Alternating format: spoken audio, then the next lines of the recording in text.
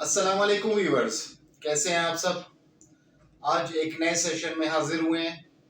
آج ہم ڈسکس کریں گے کہ ایک شخص جب وفات پاتا ہے تو اس کے ورثاء کو اس کی پراپرٹی میں سے، اس کی جائیداد میں سے یا اس کے پیسوں میں سے کتنا حصہ ملے گا۔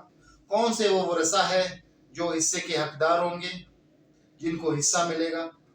کون سے وہ رشتہ دار ہیں جن کو حصہ جس کو اس شخص کی جائیداد میں حصہ دیا جائے گا؟ بیسیکلی سب سے پہلے ہمیں قرآن پاک پڑھنے کی عادت ڈالنی چاہیے، کیونکہ جو لا آف انہیریٹنس ہے، جو قانون ہے وراثت کا، اس کے لیے سب سے بہترین مثال آپ کو قرآن پاک میں ملے گی۔ سب سے بہترین قانون جو ملے گا آپ کو، سب سے ریلیونٹ جو پروویژن ہے، وہ قرآن پاک کے سورہ نساء آیت نمبر 11 اور 12 میں ملے گا۔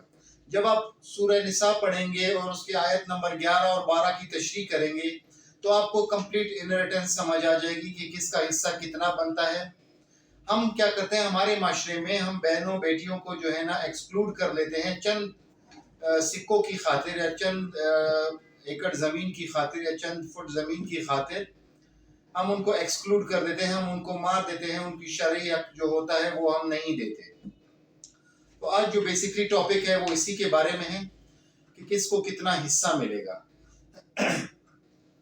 سب سے پہلے جب کوئی شخص وفات پا جاتا ہے تو اس کا دیکھیں گے کہ اس کی جو پراپرٹی ہے وہ کتنی ہے۔ پھر اس پراپرٹی میں سے ہم نے اس شخص کی جو کفن اور دفن کا جو خرچہ ہوتا ہے وہ نکالنا پڑتا ہے۔ جب وہ کفن اور دفن کا خرچہ نکال لیا، سب سے پہلی شرط یہ ہے۔ پھر سیکنڈلی یہ ہے کہ دیکھیں گے کہ کیا اس شخص نے کوئی وصیت کی ہوئی ہے کہ میرے جائیداد میں سے اس مدرسے کو یا اس مسجد کو یا یہ ایک غریب شخص ہے اس کو اتنا دیا جائے۔ بیسیکلی جو قانون ہے وہ 1/3 اس پراپرٹی کا 1/3 حصے سے زیادہ وہ نہیں کر سکتا ڈونیٹ۔ اگر اس نے کوئی ایسا اقرار نامہ لکھا ہے کہ وہ 1/3 سے زیادہ ہو تو باہمی رضامندی سے جو ورثاء رہ گئے ہیں وہ باہمی رضامندی سے وہ ان کو پورا کر سکتے ہیں۔ یہ ہو گئی دوسری شرط۔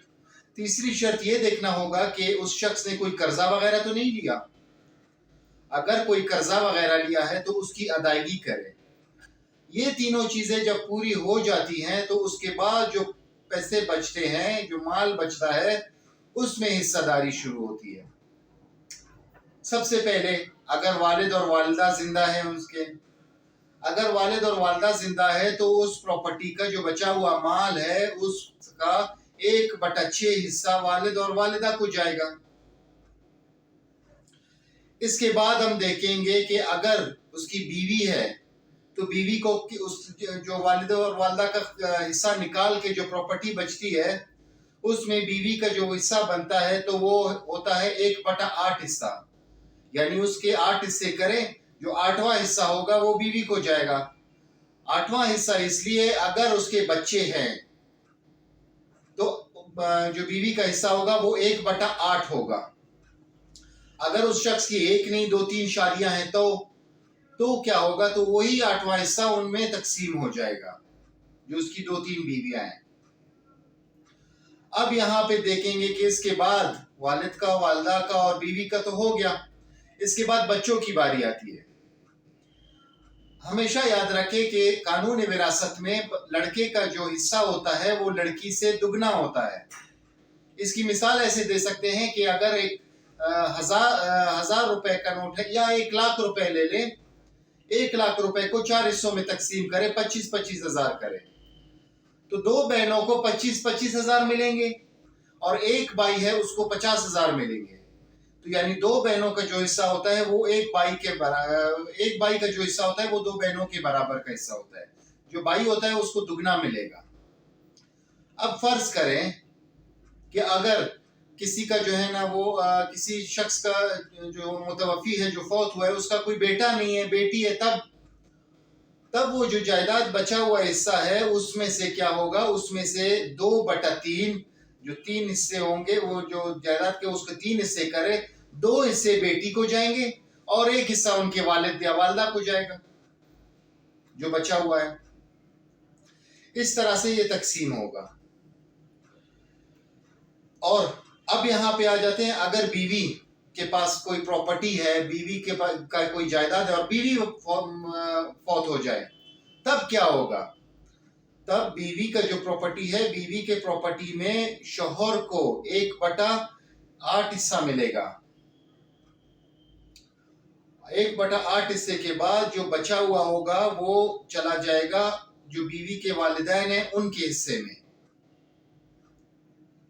یہ شوہر کا حصہ ہوگا۔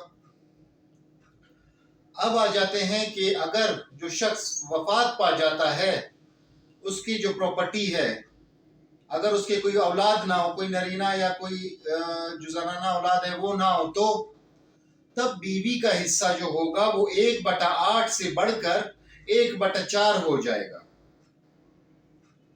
اس میں ہمیشہ لا آف انہیریٹنس میں آپ یہ یاد رکھیں گے کہ جو نزدیک کا رشتہ ہوتا ہے وہ دور والے رشتے کو ختم کر دیتا ہے۔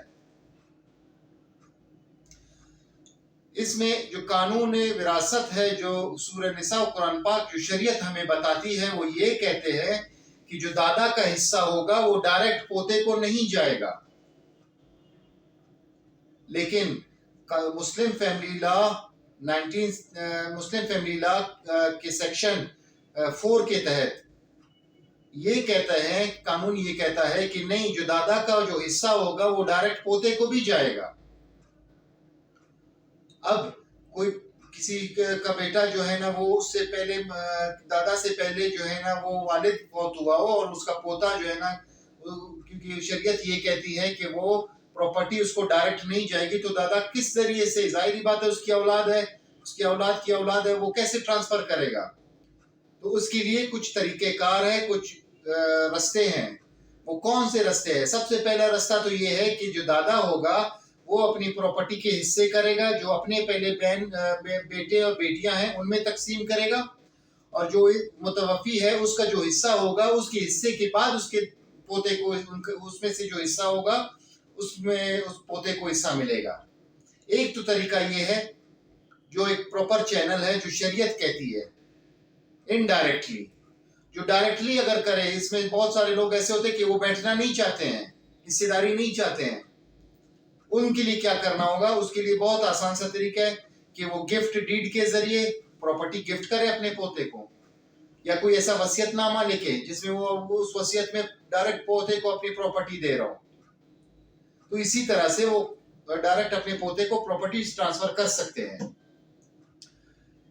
3 شرائط ہوتی ہے قانون وراثت کے لیے۔